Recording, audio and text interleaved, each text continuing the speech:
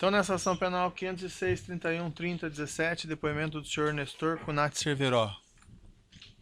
Senhor Nestor, o senhor foi chamado como testemunha nesse processo e o senhor também celebrou um termo de colaboração com o Procurador-Geral da República? Fazer a contradita, Excelência, nos termos do Podem artigo ser remissivas lá? 214, com os mesmos fundamentos já apresentados anteriormente. Perfeito. E da mesma forma, ficar registrada a contradita. Tá. Ficar registrada a contradita, mas faço remissíveis as minhas razões para tomar o compromisso da testemunha. Senhor Nestor, o senhor está como testemunha. Além disso, é sabido que o senhor fez um acordo com o Procurador-Geral da República, que foi homologado pelo Supremo, através do qual o senhor se comprometeu a dizer apenas a verdade perante a Justiça. É isso, não é? Certo. Nessa linha, senhor Nestor, eu vou lhe advertir que então o senhor tem esse compromisso de dizer a verdade. Se o senhor faltar com a verdade, o senhor responde por crimes de falso testemunho e, além disso, o senhor perde o seu acordo, certo? Certo. Restou convencionado, senhor Nestor, aqui, entre as partes desse processo, que seriam aproveitados um depoimento que o senhor prestou anteriormente numa ação penal perante esse juízo. Isso foi em 24 de novembro de 2016. Foi uma ação penal anterior que tinha entre os acusados o senhor ex-presidente Luiz Inácio Lula da Silva. O senhor deve se lembrar provavelmente desse depoimento. Sim. Esse depoimento vai ser aproveitado, mas vão ser feitas algumas perguntas eventualmente adicionais. Mas eu indago ao senhor, em relação ao depoimento que o senhor prestou no passado, o senhor teria alguma coisa a retificar do que o senhor disse naquela ocasião? Não. Então, sendo ratificado esse depoimento, eu passo ao Ministério Público para as indagações. Cumprimento, eminente juiz, cumprimentos presentes. Senhor Nestor, em termo de colaboração, número 3, de 7 de dezembro de 2015, é o anexo 211 desta ação penal, o senhor relatou que a ideia inicial, após as eleições de 2002, era que o senhor assumisse a diretoria de gás e energia da Petrobras, com o apoio de Delcídio do Amaral, mas o senhor acabou assumindo a diretoria internacional. Certo. Por que a indicação para a área de gás e energia não deu certo? Me permaneceu uma dúvida a respeito. Pois não.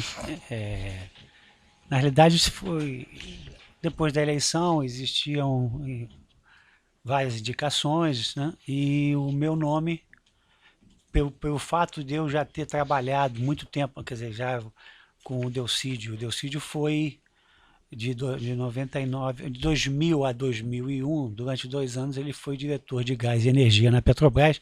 Foi quando foi criada a diretoria de gás e energia na Petrobras. Não existia essa diretoria, foi na reestruturação que foi feita pelo presidente Felipe Rastul, e eu era o gerente de energia. Eu trabalhava já há vários anos nessa área de energia, então naturalmente o meu nome, inclusive eu conhecia a presidente Dilma, que ia ser ministra de Minas e Energia, tinha trabalhado com ela nessa questão da energia. Então, houve uma série de articulações para que meu nome fosse indicado e chegou a ser ventilado meu nome para a diretoria de gás e energia dessa nova diretoria. Mas houve um movimento no caso do PT de São Paulo, que pressionou e conseguiu que a diretoria fosse indicada para o Dr. Hildo Sauer. E quem lhe informou essa pressão? Como que me informou? Desculpe. Quem lhe informou a respeito dessa pressão do PT de São Paulo? Não, isso foi o próprio Delcídio que me ligou, que estava mais ou menos acertado que meu nome seria confirmado nessa primeira, na função de diretor de gás e energia. Aí o Delcídio me ligou muito chateado que tinha havido um atropelamento, vamos chamar, no final, e que o meu nome tinha sido preterido em função do nome do Hildo Sauer. Em função disso porque quem estava patrocinando também meu nome era o governador Zeca do PT, né? Era o Delcídio, e foi aventada então a hipótese de eu ocupar a diretoria internacional. Daí essa mudança. O senhor, nesse depoimento número 3, disse textualmente o seguinte, que segundo Delcídio, José Dirceu lhe havia dito que o declarante poderia escolher alguma outra diretoria, que a única diretoria que estava ali disponível era a diretoria internacional. O senhor confirma? Isso foi o que o Delcídio me falou, que o José Dirceu tinha dito isso, que a diretoria de gás e energia já estava acertada para o Dr. Hildo Sauer. E que a diretoria internacional E estava que a diretoria disponível? internacional estaria, é a única que tinha, porque as outras diretorias já tinham compromisso assumido. Então, aí foi quando houve o convencimento da minha aceitação para a diretoria internacional. O que o senhor chamou em um dos depoimentos, nesse mesmo depoimento, não, no depoimento dado no dia 31 de agosto de 2016, é o anexo 62. O senhor fala sobre um mapeamento de indicações para os cargos da Petrobras. Esse mapeamento de indicações era de responsabilidade de quem? 31 de agosto de 2016, já Sim. não é... Ah, bom, é outro depoimento. Sim, outro Tá. depoimento. Anexo 62 deste processo. Não, esse mapeamento não é um mapeamento, é a divisão, é a distribuição de cargos. Eu não me lembro porque eu usei essa palavra mapeamento. Quem realizava?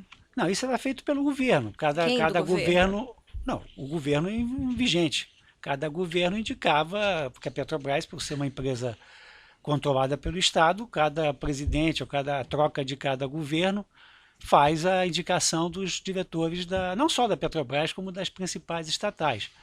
O senhor disse nesse depoimento que José Dirceu era quem realizava o mapeamento das indicações para os cargos, que ficou sabendo disso por Silvio Pereira. O senhor confirma? Confirmo. O Silvio é quem fazia, tinha um mapeamento, é que eu me referi a mapeamento, mas na verdade era um caderno que o Silvinho, né, o Silvio Pereira tinha, que ele tinha as posições, as indicações e quem estava sendo indicado. Ele fazia esse tipo... Isso foi logo no começo que eu tive acesso à conversa com o Silvio, que me mostrou esse caderno, e não só na Petrobras, em outras estatais, né? E a sua nomeação para a diretoria internacional foi referendada pelo presidente da República? Bom, eu imagino que sim, porque, quer dizer, eu fui indicado, quer dizer, não sei se foi pessoalmente ou foi num pacote, mas, quer dizer, meu nome foi confirmado. Certo. No seu termo de colaboração número 3, de 7 de dezembro de 2015, anexo 211, no termo de 31 de agosto de 2016, anexo 62, o senhor relatou que o primeiro negócio de porte da sua gestão da diretoria internacional, que foi a compra de blocos em Angola em 2005, teria sido este negócio e que essa compra gerou pagamento de 40 milhões de reais e 50 milhões de reais para o Partido dos Trabalhadores. O senhor Sim, confirma? Confirmo. Como é que isso se deu? Nós compramos na área internacional, todos os ativos da área internacional são fora do país, né? E o nosso... Só uma questão, esse entrar em detalhes, né? Porque não é objeto da denúncia, né? Não, só de maneira breve, se a testemunha puder relatar rapidamente. Também sinteticamente, senhor Nestor. Mas, Excelência, como bem anotou Vossa Excelência, se o tema não diz respeito à presente ação penal, eu penso que a lei não permite que nós entremos em temas estranhos. Então, se é rápido ou não, isso não vem ao caso, ao meu ver. Eu peço a Vossa Excelência que siga a moldura delineada na ação sem ingressar em outros temas. Não, sinteticamente, o senhor pode só confirmar se houve ou não houve repasse nesse caso? A informação que eu tive, nós compramos dentro da nossa expansão internacional. Angola é um local muito visado, muito disputado pelo mercado internacional em termos de produção de petróleo offshore, né, petróleo em águas profundas.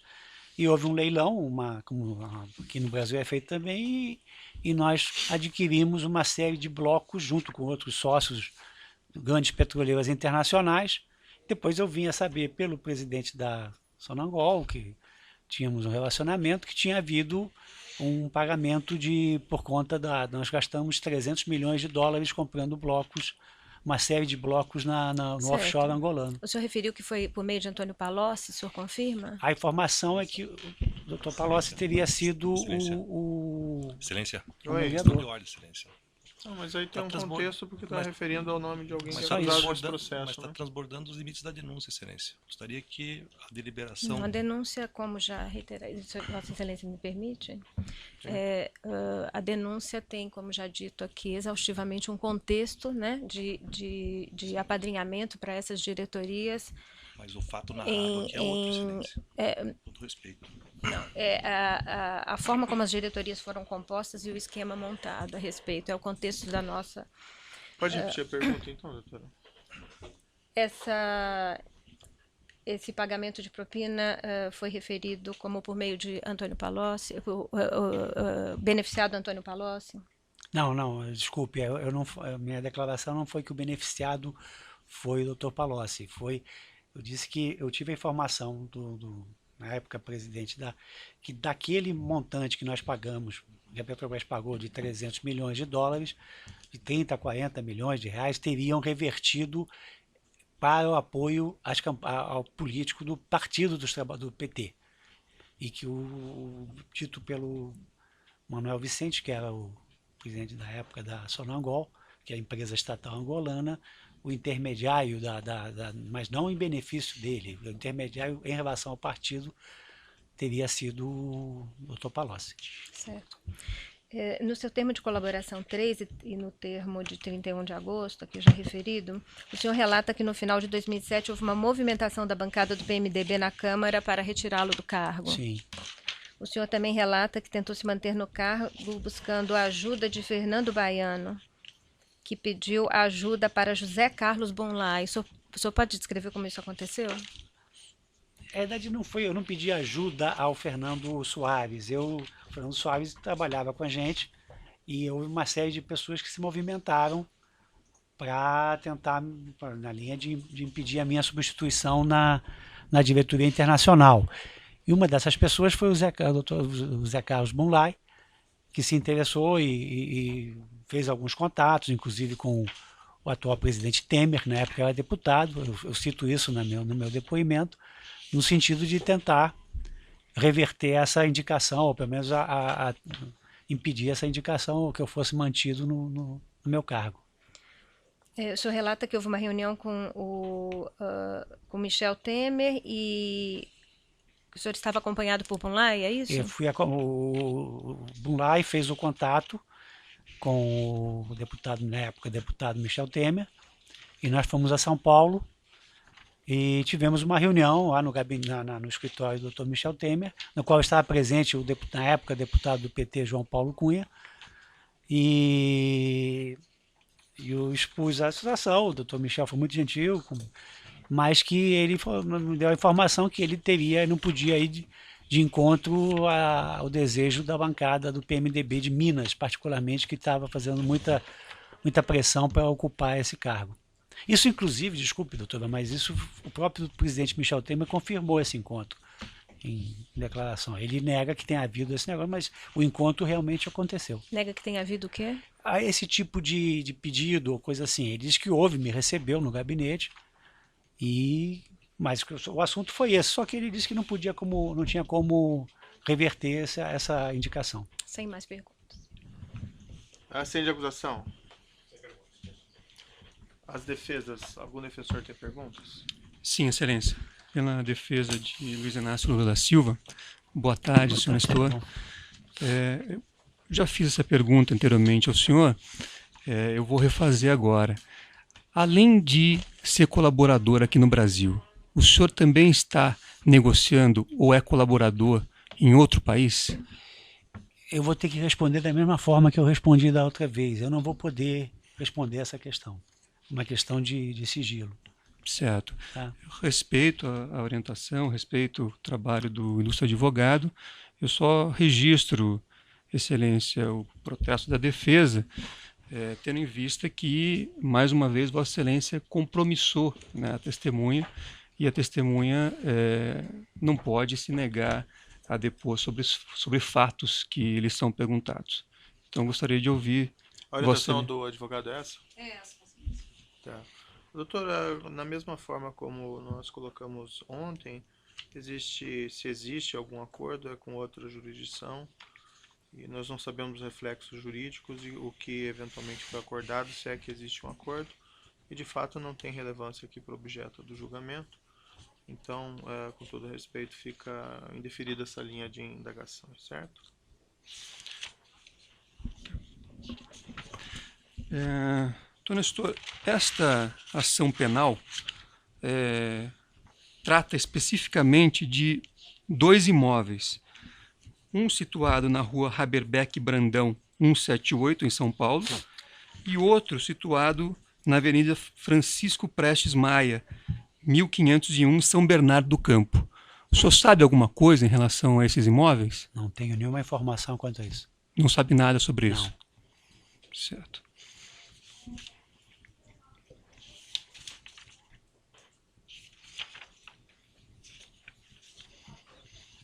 Sem mais perguntas, Excelência. Outros defensores têm alegações?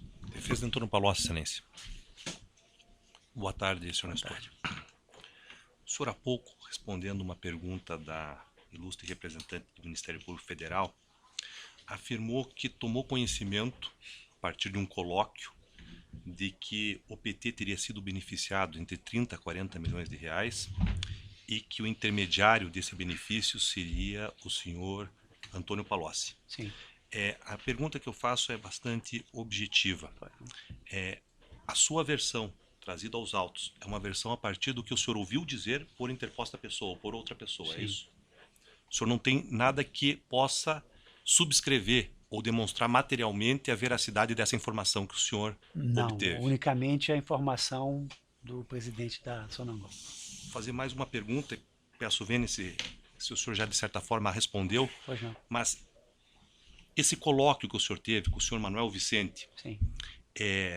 ele de alguma forma deu a entender que esses 30 ou 40 milhões pagos ao partido foram utilizados na compra desses imóveis tratados nessa ação penal aqui? Não, desculpe, não, isso foi em 2005.